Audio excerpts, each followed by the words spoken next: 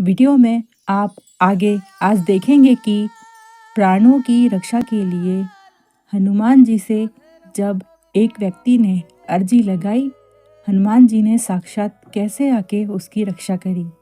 आखिर कैसे स्वप्न में हनुमान जी ने आकर संकेत भी दिया। बजरंगबली की कृपा को जानते हैं। यह घटना 25 साल पुरानी है। एक व्यक्ति जो हनुमान जी का बहुत बड़ा भक्त था, वह एक सरकारी कर्मचारी था और उसके घर की जिम्मेदारी उस पर थी, क्योंकि उसकी पत्नी का निधन हो चुका था।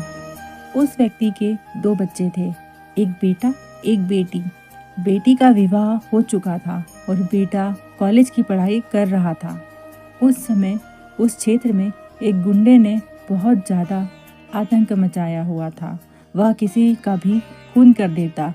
बड़ा ही बदतमीज गुंडा था। वह व्यक्ति अपने काम पर जाता, काम से वापस आता, उसे उस गुंडे के बारे में जरा भी भनक नहीं थी कि वह गुंडा कैसा है। एक दिन वह सज्जन व्यक्ति शाम को काम पर से वापस आते आते दूध लेने एक दुकान पर गया। उसने देखा एकदम से सन्नाटा छा गया और गली में से 4-5 लड़के दौड़कर भागते हुए आए और हाथ में चाकू लेकर वह गुंडा दौड़कर उनके पीछे भाग रहा था। वह गुंडा ऊंचा, पूरा काला और बड़ा ही बलवान। वह व्यक्ति रास्ते से सीधे दूध की दुकान की ओर जाने लगा। वह गुंडा उस व्यक्ति से टकरा गया। वह व्यक्ति उसके हाथ में चाकू देख थोड़ा घबराया, पर हिम्मत करके वह उसको देखने लगा। वह गुंडा उस व्यक्ति को अभद्रता से बोला, चल चल हट बे यहाँ से, रास्ता खाली कर। गुंडे के इस प्रकार बोलने से उस व्यक्ति को बड़ा ही अपमान लगा। वह नहीं जानता था कि वह बहुत बड़ा गुंडा है। उस व्यक्ति ने उस गुंडे से बोला। वह व्यक्ति बहुत ज़्यादा गुस्से में आकर कहने लगा कि तमीज़ से बात करना मुझसे, वरना तेरा जबड़ा तोड़ दूंगा। तभी अचानक से जिस दुकान पर वह रोज़ दूध लेता था, वह दुकान का मालिक दौड़कर उस व्यक्ति के पास आया। वह व्यक्ति गुंडे को बोले जा रहा, बिल्कुल निडरता से, बिना भयभीत हुए। वह दूध वाले ने कहा कि बाबूजी को जाने दो, वह भले आदमी हैं।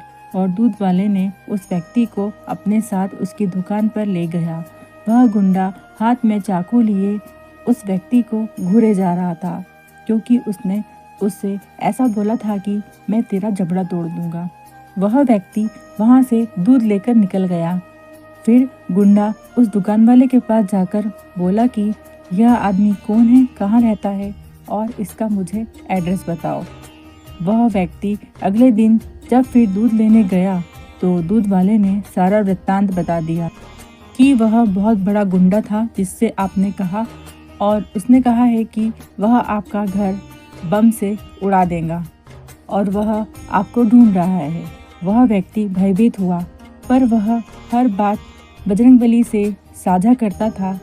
उसके ऑफिस के पास एक बजरंगबली का मंदिर था। वह वहाँ रोज जाता और हनुमान जी को सभी बातें अपने जीवन की बताता था, और यह बात भी उसने हनुमान जी को बताई थी।